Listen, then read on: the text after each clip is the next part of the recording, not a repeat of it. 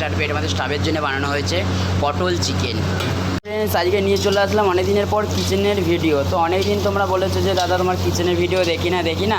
তো আজকে তোমাদেরকে আমি একটা নতুন রেসিপি শেখাবো, সেটা হলো কিনা পটল চিকেন। তো কীভাবে রেসিপি বানাবো খাবারটা তোমরা পুরো ভিডিও দেখলে বুঝতে পারবে। আর অবশ্যই ভিডিওটা পুরো দেখে একটা করে কমেন্ট করবে।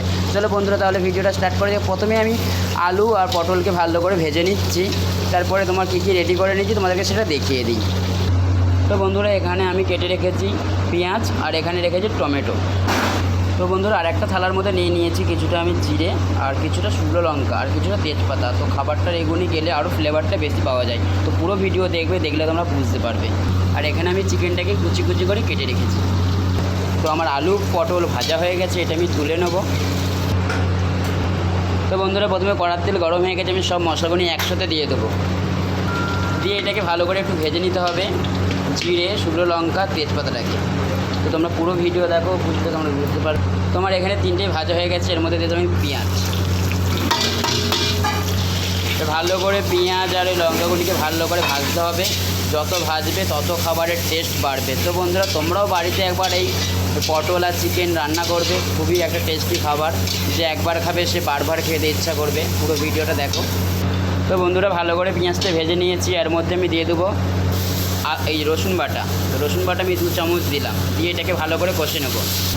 তো এরপর দিয়ে দেবো আমি আদা বাটা। তো ভালো করে কষে নেবো আদা রসুনটাকে। এবারে আমরা বাড়িতে যেসব মশলা ইউজ করি সেসব মশলা দেবো। প্রথমে দেবো গুঁড়ো লঙ্কা, তারপরে দেবো হলদি পাউডার, তারপরে দেবো একটু ধনিয়া গুঁড়ো, তারপরে দেবো একটু জিরে গুঁড়ো। তো এই কটা মশলা দিয়ে ভালো করে আমি নেড়ে নেবো। দিয়ে সামান্য একটু জল দেবো। জলটা দিয়ে ভালো করে মশলাটা কষিয়ে নেব। তো কষার সময় আমি সামান্য নুনও দিয়ে দিলাম। তো দিয়ে ভালো করে মশলাটা কষিয়ে নেব। দেখতে পাচ্ছ কত সুন্দর কালারটা আসছে। কষবো যত কালার আসবে তত টেস্টিফুল হবে খাবারটা। তো আমি কিন্তু মশলা কষতে আমি চিকেনটা দিয়ে দেবো। দিয়ে ভালো করে মশলা চিকেন একসাথে কষিয়ে নেব। তো ভালো করে চিকেন আর মশলাটা ভালো করে কষিয়ে নিয়েছি। নেওয়ার পর আমি এর মধ্যে দিয়ে দেবো সেই টমেটো কুচিটা, দিয়ে ভালো করে নেড়ে নেবো। আর কিছুক্ষণের মধ্যেই কষে গেছে চিকেন আর মশলাটা, আমি এর মধ্যে আলু আর পটলটা ঢেলে দেবো। দিয়ে ভালো করে কষাবো। এটাকে টেস্ট করার জন্য আর কালার করার জন্য কিছুটা আমি চিনি অ্যাড করে দিলাম। এটাকে বেশ কিছুক্ষণ কষিয়ে নেওয়ার পর তারপরে আমি লাভিয়ে নেবো। এটা রুটি দিয়ে এবং ভাত দিয়ে খেতে খুব মজা। তো এবার আমি একটু ঢেকে রাখবো। তো বন্ধুরা, হয়ে গেল আমার চিকেন পটল কষা।